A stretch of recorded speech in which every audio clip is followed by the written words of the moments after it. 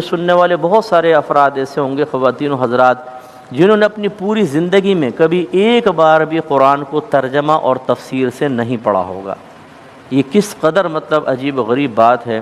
امام غزالی رحمۃ اللہ علیہ فرماتے ہیں کہ ہمیں سمجھانے کے لیے کہ ایک بادشاہ نے اپنے ایک غلام کو ایک لیٹر بھیجا، خط بھیجا، اور اس میں 10-20 احکام تھے، اور کہا جیسے لیٹر ملے فوراً ان کو پورا کرو۔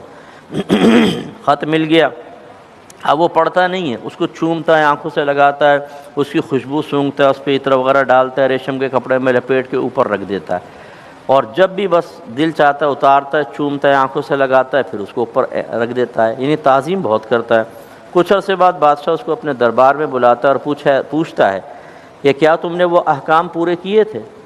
تو جواب میں کہتا ہے کہ حضور وہ تو پڑھا ہی نہیں میں نے، لیکن میں اس کو چومتا رہا، آنکھوں سے لگاتا رہا، میں نے اس پہ عطر لگایا، ریشم کے کپڑے میں لپیٹا، اوپر رکھا، بہت تعظیم کی۔ تو فرماتے ہیں بتائیے بادشاہ اس کو انعام دے گا یا سزا دے گا؟ یقینی سی بات ہے سزا دے گا، کیونکہ جس مقصد کے لیے لیٹر نازل کیا گیا، اس کو دیا گیا کہ آپ ان احکام پر عمل کریں، وہ اس نے پورے نہیں کیے۔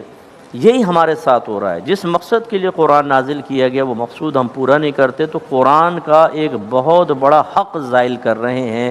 اس لیے میں گزارش کرتا ہوں اپنے گھروں میں یہ رواج ڈالیں، روزانہ 2 آیات ترجمہ اور ایک اچھی تفسیر کے ساتھ۔ خزائن العرفان آپ تفسیر لے لیں، بہت پیاری تفسیر ہے، نعیم الدین مراد آبادی صاحب رحمۃ اللہ علیہ کی۔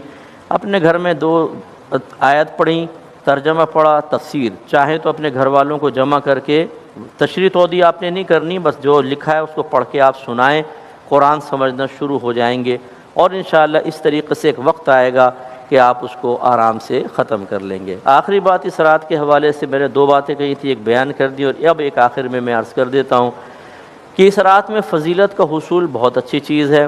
آپ ثواب حاصل کرنا چاہتے ہیں، آپ وظائف اختیار کرتے ہیں، آپ نوافل اختیار کرتے ہیں تاکہ ہمارے گناہ بخشے جائیں، ہمارے درجات بلند ہو جائیں، لیکن خدا را ایک نظر ان چیزوں پہ بھی ڈال لیں کہ جو ہم اس رات میں یا ایسی ہی راتوں میں ہمارے لیے مغفرت کے دروازوں کو بند کر دیتی ہیں۔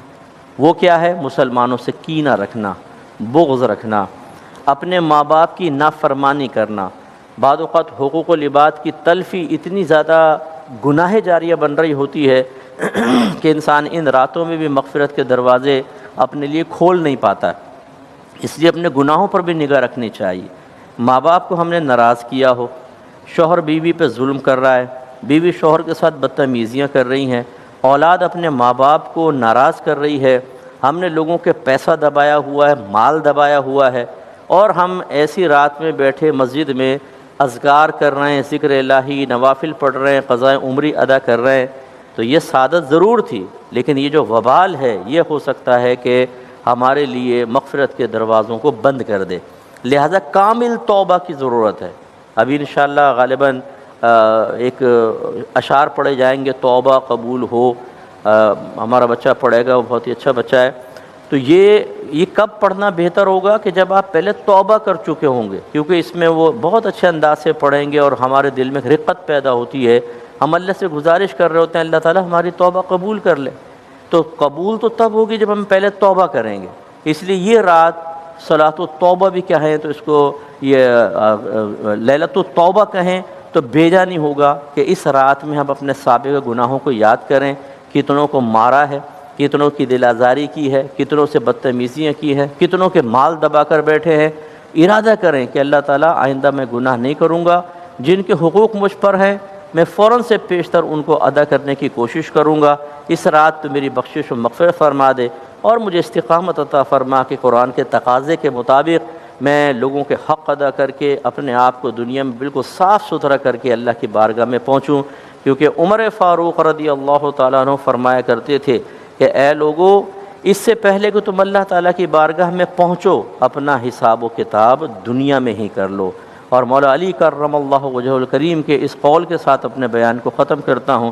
آپ نے ارشاد فرمایا دنیا کے سارے لوگ سو رہے ہیں، یہ جاگیں گے اس وقت جب ان کو موت آئے گی۔ تو ایسا نہ ہو کہ ہم فضیلتوں کے حصول کے لیے پرچے پکڑ کے نوافل پڑھ رہے ہوں اور صلاۃ و تسبیح پڑھ رہے ہوں اور دیگر چیزیں، اور ماں باپ ناراض ہوں، گھر پہ ظلم کیا ہے، مال دبائے ہوئے ہیں، مریں گے تو شاید یہ پرچے اتنا کام نہیں آئیں گے جتنا خدا نہ خواستہ اللہ کی ناراضگی کی وجہ سے ان برے اعمال و افعال کا وبال ہمیں تنگ کرے گا۔ اللہ تعالیٰ سمجھنے کی توفیق عطا فرمائے، آمین۔ وآخر دعوانا ان الحمد للہ رب العالمین۔